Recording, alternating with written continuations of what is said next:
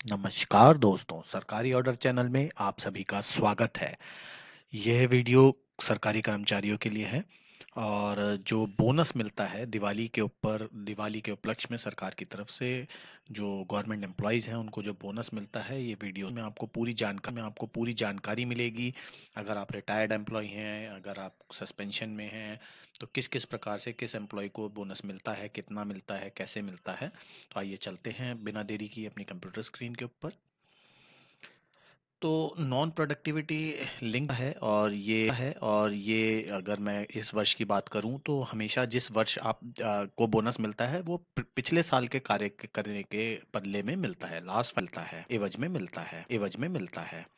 तो इसके अंदर जो मेन मेन पॉइंट कवर करेंगे कि कौन कौन एलिजिबल है, इसको कैसे क्या इसका ट्रांसफर प्रमोशंस पे क्या इफेक्ट पड़ता है, एचपीएल, ईओएल, एलएनडी और स्टडी लीव पे अगर कोई एम्प्लॉय है तो उनको किस प्रकार से बोनस देना, कोई किसी एम्प्लॉय गिरा, कोई किसी एम्प्लॉय गिरा, कोई किसी एम्प्लॉय गिरा, कोई किसी एम्प्लॉय गिरा, कोई किसी एम्प्लॉय गिरा, कोई किसी एम्प्लॉय गिरा, कोई किसी एम्प्लॉय की डेथ हो जाती है तो उनको किस प्रकार से मिलेगा। तो सबसे पहले हम जान लेते हैं कि एलिजिबल कौन कौन एम्प्लॉय हैं। तो जो गवर्नमेंट एम्प्लॉय हैं, जो ग्रुप सी एम्प्लॉय होते हैं, वो सभी ग्रुप सी एम्प्लॉय, क्योंकि पहले ग्रुप डी होते थे, ग्रुप डी एलिजिबल होते थे, पर अब सिर्फ ग्रुप सी ही रह गया है।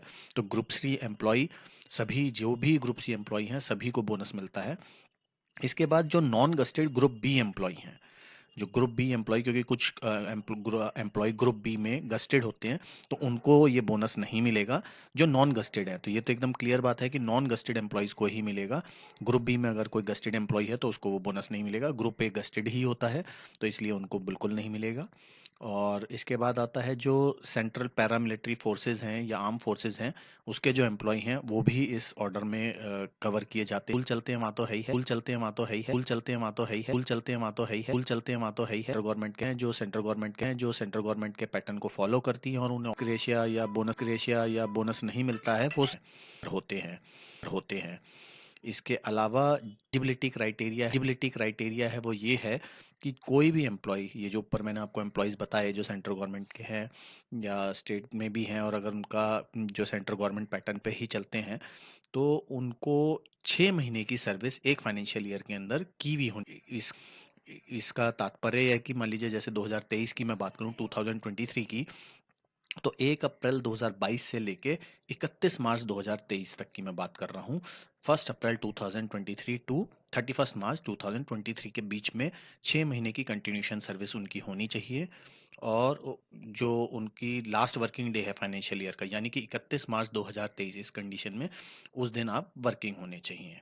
तो ये मैं आपको एक एग्जांपल से भी समझा देता हूँ कि 1 अप्रैल 2022 से लेके 31 मार्च 2023 तक, मैं दोबारा आपको बता रहा हूँ ये सारी बातें ताकि आप बोनस कैलकुलेट कर रहे हैं। तो उसमें 1 अप्रैल 2022 से लेके 31 मार्च 2023 की सर्विस को कैलकुलेट करके हम बोनस देते हैं, यानी ये पिछले वर्ष वर्ष का बोनस होता है जो हमें अगले साल मिलता है। इसमें 6 महीने की अवधि की सर्विस, कंटिन्यूशन सर्विस होनी मैंडेटरी है। जैसे किसी ने फ्रेश ज्वाइन किया है, नया गवर्नमेंट एम्प्लॉय है, तो उसको 6 महीने की अगर उसकी सर्विस इस फाइनेंशियल ईयर में कंप्लीट हो रही है तो ही वो बोनस के लिए एलिजिबल बनेगा, अदरवाइज नहीं बनेगा। या अगर कोई पुराना एम्प्लॉय है, इस पीरियड से अगर आगे पीछे हो जाता है, मान लीजिए उसके 6 महीने कंप्लीट नहीं हो रहे इस फाइनेंशियल ईयर में, क्या उसका कारण कुछ भी हो सकता है, सस्पेंड हो या कुछ हो, तो उस कंडीशन पे उसको भी एक बात है कि जो लोग 31 मार्च 2023 को, यानी कि उस गत फाइनेंशियल ईयर के एंड डेट पे वो वर्किंग होने चाहिए। पर यहाँ आप घबराइए नहीं, अगर आप रेगुलर गवर्नमेंट सर्वेंट हैं तो उनके लिए आगे क्लैरिफिकेशन दिया हुआ है, इसीलिए पूरा वीडियो जरूर देखिएगा। तो अब इसकी कैल तो अब इसकी कैलकुलेशन किस प्रकार से होती है, ये जो बेसिकली दिया जाता है, ये इसको किस तरीके से राउंड ऑफ करना है। जैसे 6 महीने की हम कैलकुलेशन कर रहे हैं कि 6.4 मंथ की कैलकुलेशन आती है, तो हम उसे 6 महीने कंसीडर करेंगे और उसे केवल 6 महीने का देंगे। अगर 6.5 आ जाता है उसका एक महीना, तो उसको हम 7 महीना कंसीडर करेंगे और 7 महीने की कैलकुलेशन करेंगे। ये जो एम्प्लॉयज, अगर किसी का बीच में रिटायरमेंट है या वीआरएस ली है या कोई फ्रेश एम्प्लॉय है, तो उन कंडीशंस में कैलकुलेशंस करने की आवश्यकता पड़ती है।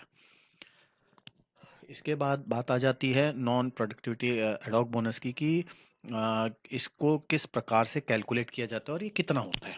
तो ये जो है, एक्चुअली जो हमें इफेक्टिव प्राइस पड़ता है 6,908 रुपीज़ हमारे अकाउंट में आता है। पर ये एक्चुअली 1 मंथ के एमोलमेंट्स के बराबर 7,000 रुपए में कैलकुलेशन की जाती है। कैलकुलेशन होती है 7,000 इंटू 30 डिवाइडेड बाय 30.4 कैलकुलेट करके, तो जो कैलकुलेट करके आता है 6,907 रुपीज 89 पैसा, राउंड ऑफ करके 6,908 रुपीज आ जाता है। तो इस पर होती है। अब मैं बात करूंगा कि इसमें कुछ क्लैरिफिकेशन दी गई हैं इस ऑर्डर के अंदर। तो वो क्या क्या ऑर्डर आपको फिकेशन है, ऑर्डर आपको नीचे कमेंट बॉक्स में अगर आप देखेंगे तो मैं इसको लिंक इसका शेयर कर दूंगा आपके साथ डिस्क्रिप्शन बॉक्स में, आप वहां से इसको डाउनलोड भी कर सकते हैं। तो यहाँ एक प्रश्न आता है कि जो टेम्परेरी एम्प्लॉय हैं एडॉक बेसिस पे, अगर किसी को रखा हुआ है तो क्या उसने अगर 6 महीने से अधिक की सर्विस करी है तो क्या उसको यहाँ पे बोनस मिलेगा? तो इसको क्लैरिफाई किया गया है, हाँ, अगर उसकी सर्विस में कोई ब्रेक नहीं है, विदाउट ब्रेक वो जो सर्विस कर रहा है उस फाइनेंशियल ईयर में, तो उसको डेफिनेटली यहाँ पे उसका एलिजिबिलिटी बनती है। 2023 30 मार्च 2023 30 मार्च 2023 30 मार्च 2023 30 मार्च 2023 30 मार्च 2023 30 मार्च 2023, यानी गत वर्ष जिस भी वर्ष के लिए आप वो कैलकुलेट कर रहे हैं बोनस, उसकी आखिरी डेट पे, लास्ट वर्किंग डे पे इसमें होना जरूरी है। पर यहाँ पे गवर्नमेंट ने एक रिलैक्सेशन दिया है, जो रिटायरमेंट केसेस हैं और जो कुछ लोगों को मेडिकल ग्राउंड पे रिटायर कर दिया गया है या किसी की डेथ हो जाती है, तो उस कंडीशन पे उन्हें स्पेशल केस मानकर उनको ये बोनस प्रो डाटाबेस पे दिया जाएगा। प्रो डाटाबेस है कि जितने महीने उनकी एलिजिबिलिटी बन रही है। जैसे मान लीजिए किसी की 8 महीने बाद हो जाती है, डेथ हो जाती है मान लीजिए, तो उस कंडीशन पे उसको, क्योंकि 6 महीने की सर्विस कंप्लीट हो रही है, सिर्फ उसका 31 मार्च पे नहीं था, सर्विस पे नहीं था, तो उस कंडीशन पे उसको 8 महीने का बोनस मिलेगा, 12 का पूरा नहीं मिलेगा। जो मैंने आपको अमाउंट बताया था 6 का, उसका उसका डिवाइड करेंगे 12 से, 12 मंथ्स में उसको, और जितने महीने उसके कंप्लीट हो रहे हैं, जैसे 8 महीने कंप्लीट हो रहे हैं, तो उसको आप 8 महीने का वो पैसा दे देंगे। अब जो लोग लीव पे होते हैं इस पीरियड के अंदर, बहुत सारे लोगों के साथ ऐसा होता है कि किसी ने ईओएल ले रखी होती है, हाफ पे लीव ले रखी होती है, लीव नॉट ड्यू ले रखी होती है, या कुछ लोग स्टडी लीव पे होते हैं, तो क्या उनको ये मिलेगा उस समय पे बोनस या नहीं मिलेगा? तो इसके क्लैरिफिकेशन पॉइंट जी के अंदर दिया हुआ है। तो इसमें ये बताते हैं कि लीव विदाउट पे अगर कोई भी है जिसका आपको सैलरी नहीं मिलती, उस पीरियड को आप एक्सक्लूड करेंगे, ठीक है ना? लीव विदाउट पे वाले का आप उसको बोनस के लिए कंसीडर नहीं करेंगे। और इसके बाद इन्होंने स्टडी लीव पे अगर आप हैं तब भी आपको पैसा, क्या नाम है, जो बोनस है वो मिलेगा। अब यहाँ पे बात आ जाती है जो ईओएल या डाइसनो तरीके से हम किस तरीके से कंसीडर करेंगे। तो यहाँ पे इन्होंने क्लियर किया है, the period of EOL dies non for excluded for the eligibility, मतलब उसको आप नहीं देंगे, वो एलिजिबिलिटी में काउंट नहीं होगा, बट उसको सर्विस ब्रेक की तरह नहीं कैलकुलेट करेंगे।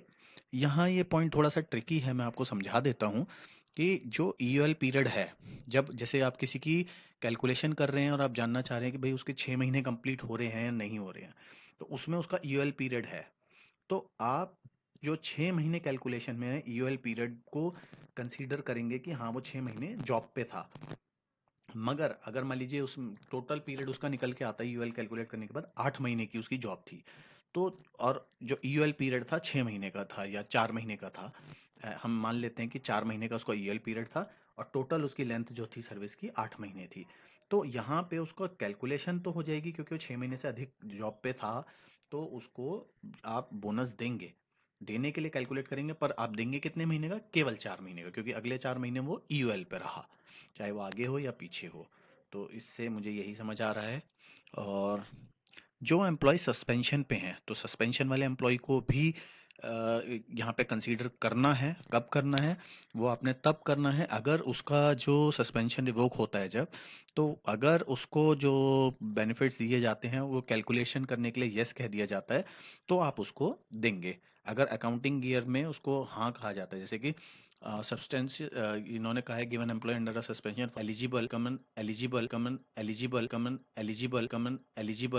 Eligible for the benefit of ad hoc bonus, and if when जब उसका रीइंस्टेंट होता है, such period case, such period case, such period case, such period case, such period will be excluded.